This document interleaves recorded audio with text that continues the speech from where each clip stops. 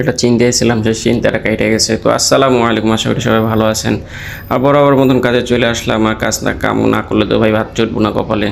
তো আজকে আর full body করা হবে না, কারণ আজকে তাসাব গাড়ি ভালো অনেক রয়ে গেছে। তো তাসাব গাড়িগুলো শেষ করতে হবে। তো এটা শেষ করে আবার এদিকে আসলাম, আইসে বৃষ্টি পড়তেছে। তো বৃষ্টিতে কী করবো আর, এটা টেপ লাগালে মারা গায়ে আজকে ফুল বডি করার কথা ছিল, তো সেটা তো আর করতে পারবো না। তো যেটা তাসাব করা শেষ হয়েছে সেটা সামনে রেখে আসলাম, সামনে রেখে আবার যেটা করতে হবে সেটা নিয়ে আসলাম। আর এটা টেপ টুপ দিলাম আর রং করে ভাত খাই যেমন। তো দুপুরে বাসায় এসে ভাত খাওয়া দাওয়া করলাম, আর খাওয়া দাওয়া করে দেখি গাড়ি আরেকটা রেখে দিচ্ছি। ওই গাড়িটা আছে করা যাইবই না। তো এই গাড়িটা বিএম গাড়ি, তো এটার সামনে রেখেছি এবং কাজকাম করতেছে। আর আমার এই বারাংগুলো খুব মানে সুন্দরভাবে রং করতে হবে, কারণ এটা বিলফায়ার গাড়ির। তো বারাংগুলো আলহামদুলিল্লাহ খুব সুন্দরভাবে রং করলাম। আর মনে মনে করতেছি চুলটা কাটিং দিতে বাস কেকটা।